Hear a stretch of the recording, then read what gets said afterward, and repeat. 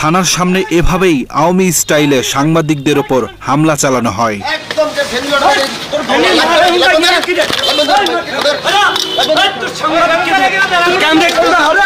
ঘটনার সূত্রপাত বুধবার বিকেলে চাঁদপুরের ফরিদগঞ্জ থানার ভারপ্রাপ্ত কর্মকর্তা শাহ আলমের বিরুদ্ধে ঘুষ নেওয়ার অভিযোগে মানববন্ধন করে ফেনীর নুসরাত জাহান রাফি হত্যা মামলার সাজানো আসামিদের পরিবার।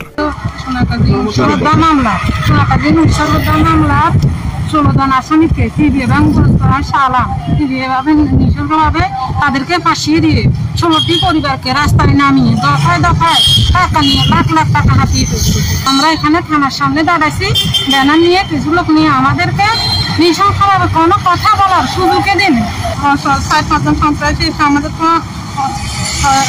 হামলা করতেছে, আমাদেরকে ওরা গালিগালাজ দিতেছে, আমাদেরকে বলছে এখান থেকে চলে যায়, এখানে কোনো দাঁড়াতে পারবি না। মানববন্ধন শুরু হবার কিছুক্ষণের মধ্যেই একদল সন্ত্রাসী তাদের উপর হামলা চালায়, এতে বেশ কয়েকজন আহত হয়। এ সময় বাংলা এডিশন সহ কয়েকটি গণমাধ্যমের ক্যামেরা ছিনিয়ে নেয় দুষ্কৃতকারীরা। ফেনী সোনাগাজী থানার কিছু ভুক্তভোগী মানুষ যারা, তাদের কিছু অভিযোগ ছিল, সুনির্দিষ্ট কিছু অভিযোগ ছিল। তো এরকম একটি অবস্থায় আমরা যখন দেখলাম যে ওই নারীরা যখন জড়ো হচ্ছিলেন, 40 থেকে 45 জন নারী জড়ো হচ্ছিলেন, প্রস্তুতি নিচ্ছিলেন একটি মানববন্ধন করার। ব্যানারটি ধরেছেন ঠিক মানে কয়েক মিনিটের মাথায়, 3-4 মিনিটের মাথায় আমরাও প্রস্তুত হচ্ছিলাম যে আমরা প্রোটেস্ট করব। এরকম একটি সময় হঠাৎ করে আচমকা দুটি মোটরসাইকেলে 3 থেকে 4 জন মানুষ, আমরা আসলে তাদেরকে চিনি না, আমরা যেহেতু এখানকার স্থানীয় না, তারা এসে অতর্কিতভাবে সেই নারীদের উপরে হামলে পড়েন এবং তাদের কাছ থেকে ব্যানারটি ছিঁড়ে ফেলেন, ছিনিয়ে নেন এবং অকথ্য ভাষায় গালাগালি করেন। এক পর্যায়ে তাদের গায়েও হাত তোলেন, আমাদের কাছে সেই ফুটেজও আছে। এবং ওখান থেকে আবার উল্টো দিকে যেহেতু আমরা দাঁড়িয়েছিলাম, আমাদের ক্যামেরা ছিল, আমাদের দিকেও তারা তেড়ে আসেন এবং আমাদের ক্যামেরায় আক্রান্ত হয় এবং আমার ক্যামেরাম্যান কে তারা ধাক্কা দিয়ে ফেলে যান। আমি নিজেও এখানে ধস্তাধস্তির মধ্যে পড়ে যাই, আমার ক্যামেরাম্যান আহত হয় এবং এক পর্যায়ে তারা আমার ক্যামেরাম্যানকে ধাওয়া দিয়ে ধরে তারপরে আমার ক্যামেরাম্যান কাছে প্রথমে তার কাছ থেকে মেমোরিটা নেয়, সেই মেমোরিতে কিছু পায় না, পরে আমার ক্যামেরাম্যানের কাছ থেকে কিন্তু তাকে মারধর করে 3 জন পরে এসে তার কাছ থেকে ক্যামেরাটি ছিনিয়ে নেয়। আমি বাংলা এডিশনের ক্যামেরা পার্সন।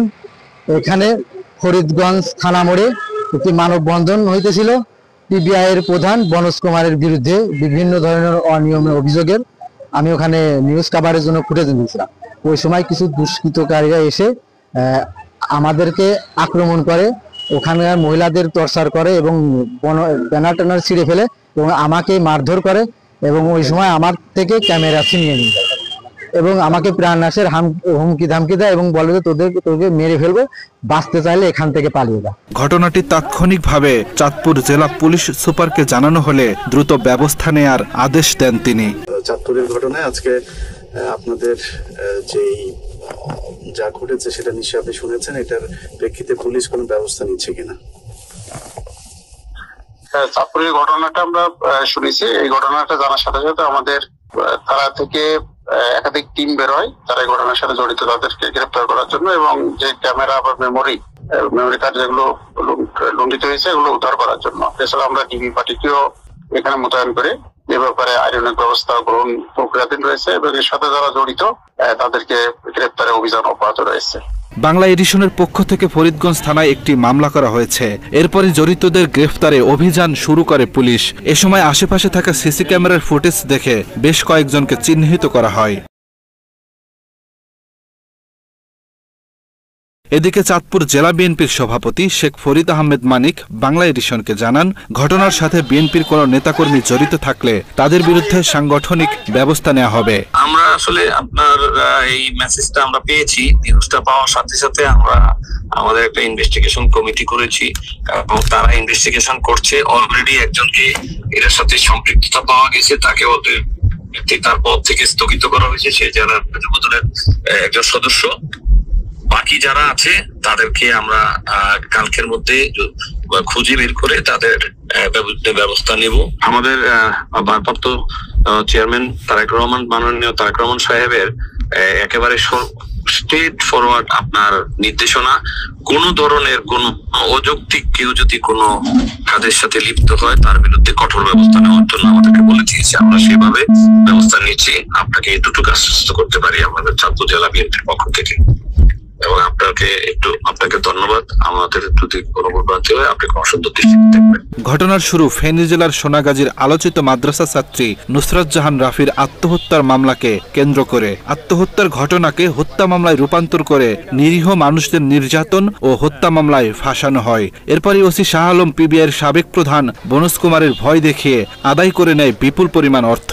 সেই টাকা ফেরত দেওয়ার কথা বললে গড়িমসি শুরু করে ফরিদগঞ্জের ওসি শাহ আলম। ওসির দেয়া আশ্বাসে টাকা না পেয়ে ভুক্তভোগী পরিবার ও স্থানীয়রা ফরিদগঞ্জ থানার সামনে শাহ আলম ও বনজ কুমারের গ্রেপ্তারের দাবিতে মানববন্ধন শুরু করে। এ সময় ওসি শাহ আলম সন্ত্রাসী বাহিনী দিয়ে হামলা চালিয়ে মানববন্ধন পণ্ড করে দেয়। ভুক্তভোগী পরিবারগুলোর অভিযোগ, মামলার নামে 16 জন নিরীহ ব্যক্তিকে রিমান্ডে নিয়ে মধ্যযুগীয় কায়দায় পাশবিক নির্যাতনের পাশাপাশি নগদ টাকা ও স্বীকারোক্তি আদায় করা হয়। এ সময় তারা ওই পুলিশ কর্মকর্তার দৃষ্টান্তমূলক শাস্তি ও অর্থ ফেরতের দাবি জানায়। ফেনীর সোনাগাজী নুসরাতের মামলা আসামি স্বজনেরা আমাদের কাছ থেকে পিবিআই শাহ আলম বনজ কুমারের কথা বলি যে রিমান্ডে নির্যাতনের ভয় দেখায় যে টাকাগুলো নিয়েছিল, আজকে এত বছর যাবৎ উনি আমাদেরকে টাকাগুলো দিবে আশ্বাস দিয়েছিল। উনি আমাদেরকে টাকাগুলো দিচ্ছে না। তা বিধায় আমরা আজকে সকল ফ্যামিলির লোকজন নিয়ে আমরা ওইখানে ফরিদগঞ্জে গিয়েছিলাম মানববন্ধন করার জন্য। ওইখানে যাই আমরা মাত্র দাঁড়াইছি, আমাদের সাংবাদিক বাইরেও ছিল ওইখানে। তারা দুইজন সন্ত্রাসী, শাহ আলমের ভাড়া করা সন্ত্রাসী এসে প্রথমে আমাদের সাংবাদিক ভাইদের উপর হামলা করে তাদের ক্যামেরাগুলো ভেঙে ফেলছে। তারপরে তাদেরকে ধাক্কা দিয়ে অনেক আঘাত করছে এবং কি মহিলাদেরকে অকথ্য ভাষায় গালিগালাজ করছে এবং কি তাদের কাছ থেকে মোবাইল যা পাইছে তাই কিছু সবকিছু নিয়ে গেছে। সিভিল ড্রেসে আঙ্গ ব্যানারটারে সিডি মিডি হালাতে আঙ্গর ধাক্কায় ঢুকায় মহিলাদের ঘুরে আমাদের হাতে একটা ব্যাগ আছিল, ব্যাগে 2টা ফোন ছিল, ফোনটা নিয়েছে আমাদের জোতার মতো সিডি সব সরকার করে ধাক্কায় মহিলা পূর্ণ তদন্ত করে দেখবেন। আমরা এই পিবিআই শাহ আলমের বনজ কুমার আমরা বিশ্বাস চাই, উন্নত তদন্ত চাই, কিন্তু এই লোকগুণ তাড়াতাড়ি করে গ্রেপ্তার করবেন। আজকে আমরা নিরুপায় হই আমরা ফরিদপুর মানববন্ধনে দাঁড়াইছি। দাঁড়াইবার পরে এর ফালত সন্ত্রাস দিয়ে আমাদেরকে মারধর করে মানে অসম্মানী করি, ব্যাগ মোবাইল টাকা পয়সা যা আছে সবগুলা নিয়ে গেছে, আমাদের ব্যানারটাই নিয়ে গেছে। আমরা দ্রুত শাহ আলমের আনারাতায় আনা চাই, শাহ আলমের বিচার চাই, আমাদের টাকাগুলো আমরা ফেরত চাই।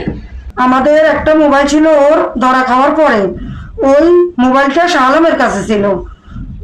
ওটা সিম খুলে সব কোন টাইমে কি ওর অ্যাকাউন্টে কি আছে, কোন জায়গায় আছে, ও তো ব্যবসা বাণিজ্য ছিল, সব টাকা মেসেজে উনি টাকা বলতে আপনাদের কাছ থেকে এত টাকা ছিল আমাদেরকে দিতে হবে, নয়তো আপনার হাজব্যান্ডকে মেরে ফেলবো।